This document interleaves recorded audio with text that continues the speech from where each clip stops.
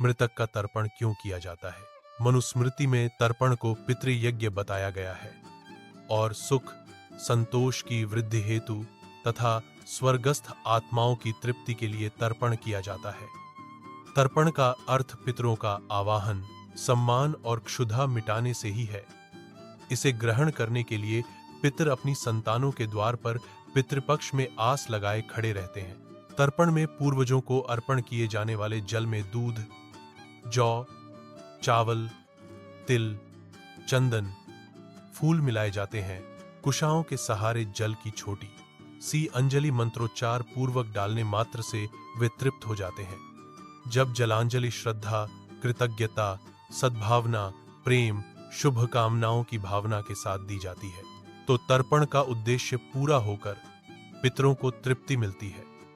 उल्लेखनीय है कि पितृ तर्पण उसी तिथि को किया जाता है जिस तिथि को पूर्वजों का परलोक गमन हुआ हो। जिन्हें पूर्वजों की मृत्यु तिथि याद न रही हो, वे आश्विन कृष्ण अमावस्या यानी सर्व पितृमोक्ष अमावस्या को यह कार्य करते हैं ताकि पितरों को मोक्ष मार्ग दिखाया जा सके। लोगों में यह मान्यता प्रचलित है कि जब तक मृत आत्माओं के नाम पर वंशजों द्वारा तर्पण नहीं किया जाता, तब तक आत्माओं को शांति नहीं मिलती, वह इधर उधर भटकती रहती है। हमारी श्राद्ध प्रक्रिया में जो 6 तर्पण कृत्य, देव तर्पण, शितर्पण, दिव्य मानव तर्पण, दिव्य पितृ तर्पण, यम तर्पण और मनुष्य पितृ तर्पण के नाम से किए जाते हैं, इनके पीछे भिन्न भिन्न दार्शनिक पक्ष बताए गए हैं।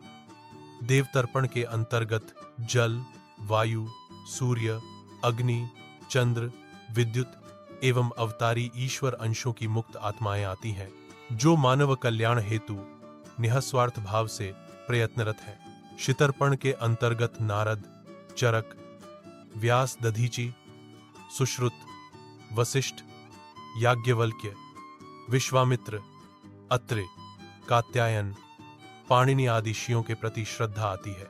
दिव्य मानव तर्पण के अंतर्गत जिन्होंने लोक मंगल के लिए त्याग, बलिदान किया है, जैसे पांडव, महाराणा प्रताप, राजा हरिश्चंद्र, जनक, शिव, शिवाजी, भामाशाह, गोखले, तिलक आदि महापुरुषों के प्रति कृतज्ञता की अभिव्यक्ति की जाती है।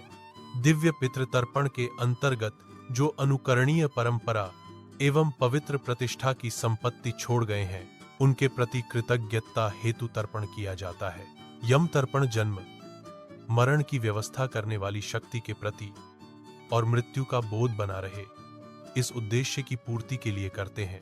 मनुष्य पितृ तर्पण के अंतर्गत परिवार से संबंधित सभी परिजन, निकट संबंधी, गुरु, पत्नी, शिष्य, मित्र आते हैं। यह उनके प्रति श्रद्धा भाव है। इस प्रकार तर्पण रूपी कर्मकांड के माध्यम से हम अपनी सद्भावनाओं को जागृत करते हैं ताकि वे सत्प्रवृत्तियों में परिणत होकर हमारे जीवन लक्ष्य में सहायक हो सके।